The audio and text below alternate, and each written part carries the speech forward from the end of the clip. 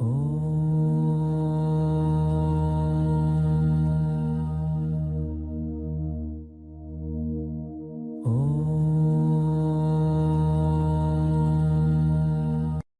video is for educational and informational purposes only.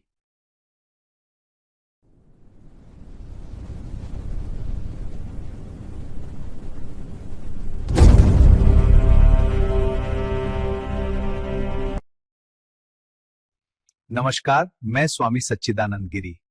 आप सबका डेरा दिग्गीवाला YouTube channel में हार्दिक स्वागत है। आज हम एक अत्यंत महत्वपूर्ण विषय पर चर्चा करने जा रहे हैं, कॉन्स्टिपेशन अर्थात कब्ज रोग। कब्ज एक साधारण समस्या नहीं है।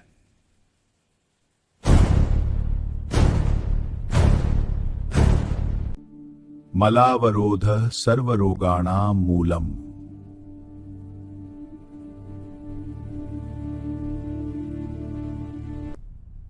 जब मल रुकता है तो रोग जन्म लेते हैं।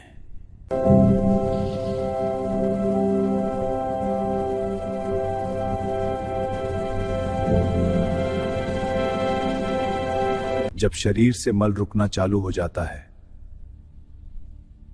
तो रोग का आगमन हो जाता है। यह धीरे धीरे शरीर के संतुलन को नष्ट कर देती है। आजकल कब्ज को लोग छोटी समस्या समझते हैं। 2 दिन से पेट साफ नहीं हुआ, कोई बात नहीं। लेकिन यही साधारण सी दिखने वाली समस्या धीरे धीरे बवासीर, fissure, gastric disorder, skin problems और मानसिक चिड़चिड़ापन तक का कारण बन सकती है। तो आइए विस्तार से समझते हैं, कब्ज क्या है, इसके लक्षण क्या हैं, कारण क्या हैं और आयुर्वेदिक दृष्टि से इसका सही इलाज और डाइट क्या होनी चाहिए। सबसे पहले आपसे विनम्र निवेदन है कि यदि आपने अभी तक इस चैनल को सब्सक्राइब नहीं किया है तो कृपया अभी सब्सक्राइब कर लें और हमारे साथ जुड़े रहें। Awaken the power. Dera दिग्गीवाला. Subscribe now. कब्ज केवल 2 दिन तक शौच न आना नहीं है। आधुनिक परिभाषा के अनुसार सप्ताह में 3 बार से कम मल त्याग, मल का बहुत कठोर, हार्ड या सूखा ड्राई होना, मल सूखा और कठोर हो जाता है। शौच के समय अधिक जोर लगाना, पेट साफ न होने की अधूरापन की भावना, बार बार टॉयलेट जाना लेकिन संतुष्टि न मिलना,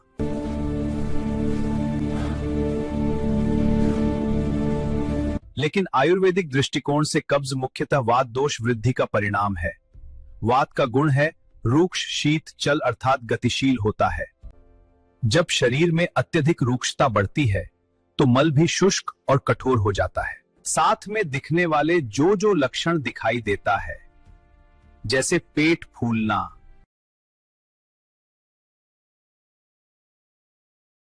गैस,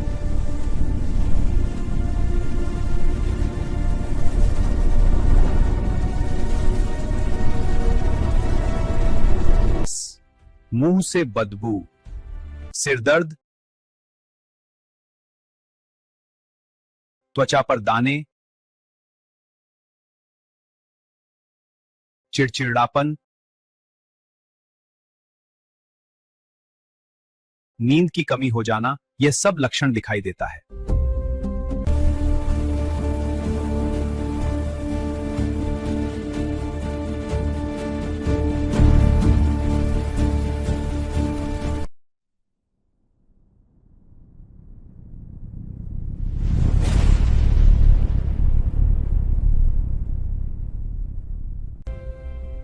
आइए अब जान लेते हैं किस कारण से कब्ज रोग होता है। कब्ज यानी कॉन्स्टिपेशन कोई अचानक होने वाली बीमारी नहीं है, बल्कि यह हमारी रोजमर्रा की आदतों और जीवन शैली का नतीजा होती है। गलत खान-पान कब्ज का सबसे बड़ा कारण है।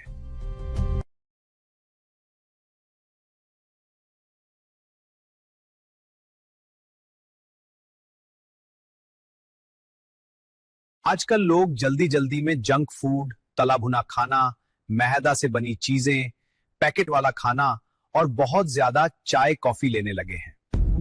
ऐसे भोजन में फाइबर बहुत कम होता है, जबकि हमारे पेट को सही तरह से साफ रहने के लिए फाइबर की जरूरत होती है।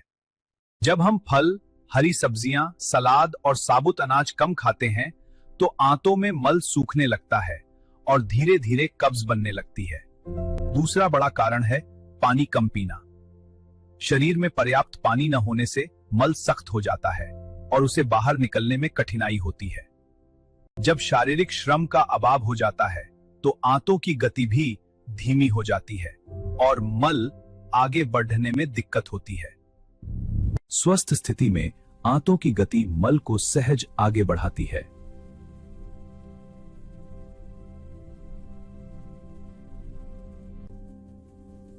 पर जब यह गति धीमी हो जाती है तब कब्ज बनने लगती है।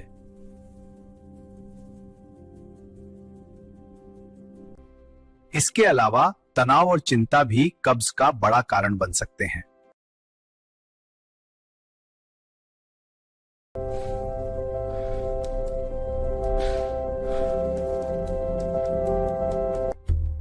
जब मन में ज्यादा तनाव होता है तो उसका असर सीधे पाचन तंत्र पर पड़ता है और खाना ठीक से पच नहीं पाता। एक और कारण है शौच की इच्छा को बार बार रोकना। कई लोग काम या बाहर होने के कारण जब शौच की इच्छा होती है तब उसे रोक लेते हैं। ऐसा बार बार करने से शरीर की प्राकृतिक आदत बिगड़ जाती है और धीरे धीरे कब्ज की समस्या बनने लगती है। कुछ लोगों में बहुत ज्यादा सूखा भोजन खाने से भी यह समस्या बढ़ जाती है। अत्यधिक सूखा भोजन आंतों को भी शुष्क बना देता है।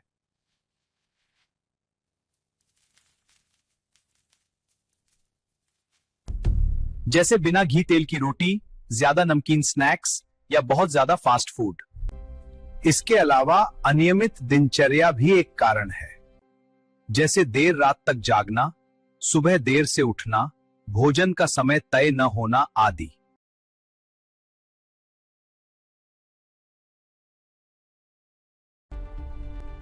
कुछ दवाइयों के कारण भी कब्ज हो सकती है, खासकर दर्द की दवाएं, आयरन की गोलियां या कुछ एंटासिड। उम्र बढ़ने के साथ भी यह समस्या बढ़ जाती है क्योंकि पाचन तंत्र की ताकत धीरे धीरे कम होने लगती है। फिर कब्ज रोग के शिकार होते हैं।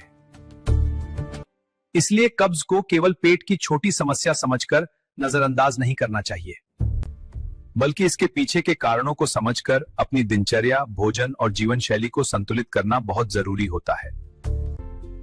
जो कॉम्प्लिकेशंस इस रोग में दिखाई देता है, आइए इसे भी जान लेते हैं। कब्ज तो ऐसा देखा जाए यह बहुत सारे रोगों की जननी है।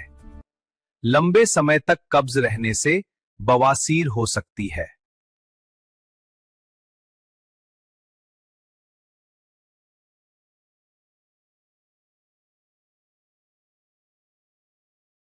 भगंदर यानी फिशर भी उत्पन्न हो सकता है।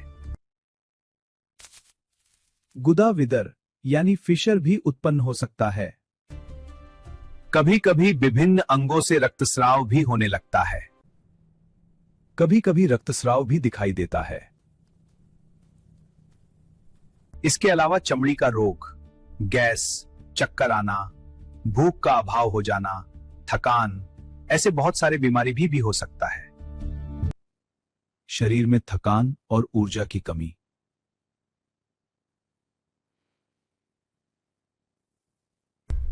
ऐसे लक्षण दिखें तो तुरंत चिकित्सक से परामर्श लें।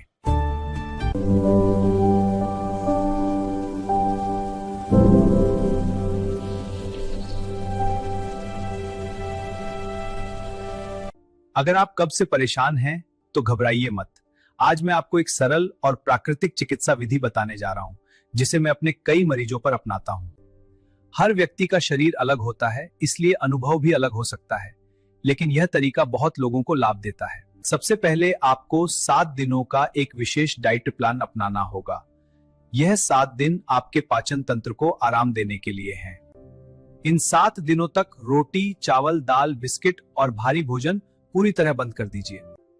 इन दिनों केवल सब्जियां, फल और ताजे फलों का रस ही लें। इससे आंतों को हल्का और प्राकृतिक आहार मिलेगा। सुबह उठते ही 1 गिलास गुनगुना पानी पीजिए। और उसके बाद थोड़ी देर टहलने के लिए निकल जाइए। लगभग सुबह 9 बजे के आसपास सेब, अमरूद या अंगूर जैसे फल खाइए। जो भी फल उपलब्ध हो वही पर्याप्त है। दोपहर में उबली हुई सब्जी खाइए। इसमें थोड़ा सा गाय का घी या सरसों का तेल डालकर जीरे का हल्का तड़का लगाइए। स्वाद के लिए इसमें लहसुन, प्याज, हरा धनिया, पुदीना और सेंधा नमक भी डाल सकते हैं।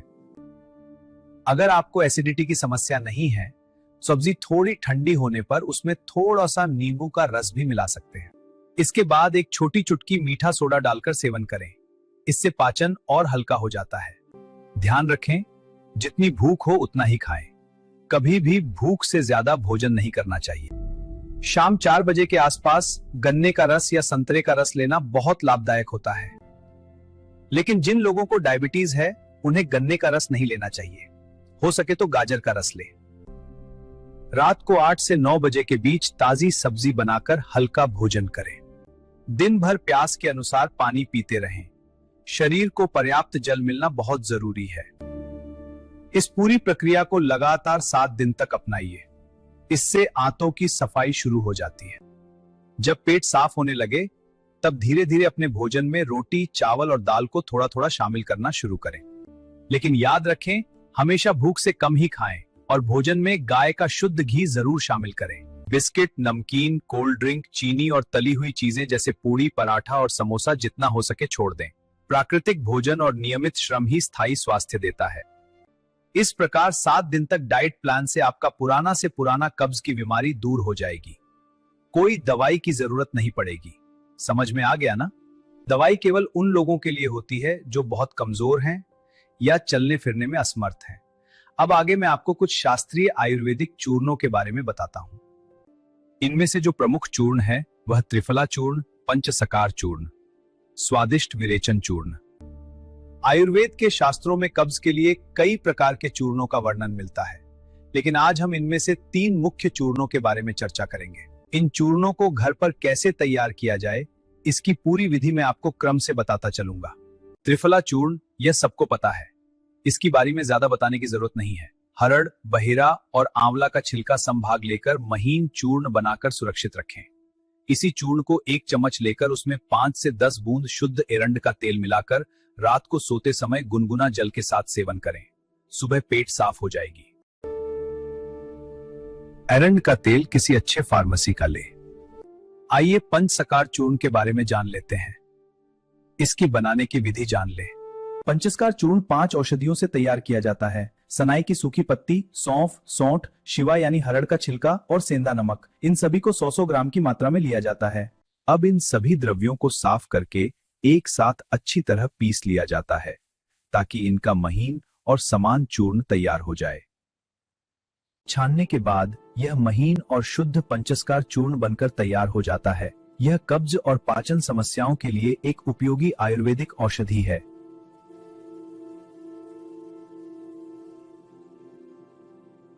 फिर इस चूर्ण को एयर टाइट कंटेनर में भरकर रखें। इनका सेवन हमेशा उचित मात्रा में और वैद्य की सलाह से करना चाहिए।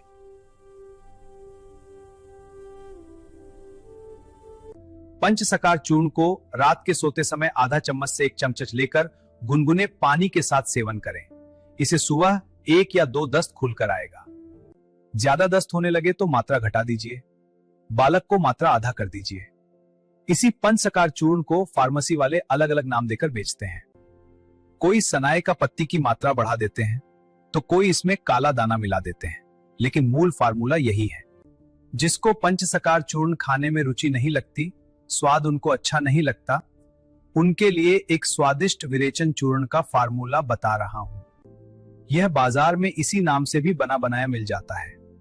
आइए इसका फार्मूला जान लेते हैं। स्वादिष्ट विरेचन चूर्ण 5 औषधियों से तैयार किया जाता है। सनाई की पत्ती 150 ग्राम, शुद्ध अम्लासार गंधक 50 ग्राम, सौंफ 50 ग्राम, मुलेठी 50 ग्राम और मिश्री का चूर्ण 200 ग्राम लिया जाता है। इन सभी द्रव्यों को पहले साफ किया जाता है। फिर लोहे के इमाम दस्ता में अच्छी तरह कूटकर महीन चूर्ण बनाया जाता है।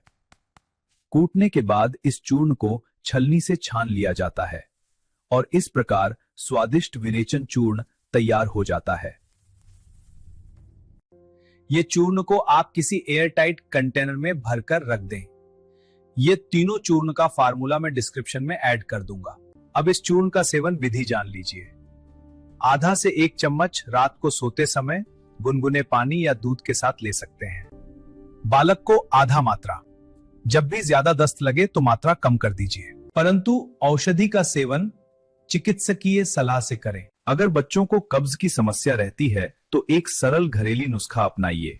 1 गिलास दूध को बर्तन में लेकर गैस पर चढ़ा दें और उसे अच्छे से उबलने दें। जब दूध अच्छी तरह उबलने लगे तो उसमें 2 चम्मच इसबगोल डाल दें। स्वाद के अनुसार थोड़ा शक्कर या मिश्री का पाउडर डालकर चम्मच से लगातार चलाते रहें। जब यह मिश्रण खीर की तरह गाढ़ा हो जाए तब इसे उतार लें। रात में इसे खाकर सो जाएं। सुबह पेट आसानी से साफ होगा। यह नुस्खा बच्चों और बड़ों दोनों के लिए लाभकारी है। डायबिटीज वाले इसमें शक्कर न डालें। संतुलित आहार और सही दिनचर्या इसे दूर कर सकती है।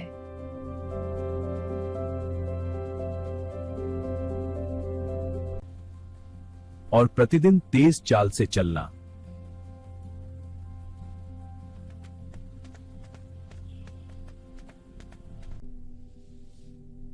योगासन जैसे पवन मुक्तासन।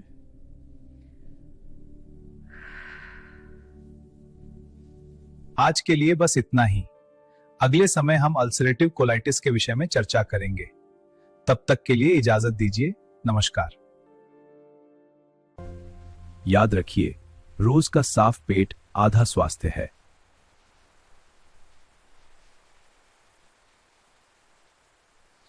अगर यह जानकारी उपयोगी लगी हो तो वीडियो को लाइक करें और स्वास्थ्य से जुड़ी ऐसी महत्वपूर्ण जानकारी के लिए हमारे चैनल को सब्सक्राइब करें। नमस्कार। अधिक जानकारी के लिए डेरा दिग्गीवाला, गांव बेहमान दीवाना, जिला बठिंडा, पंजाब से संपर्क करें।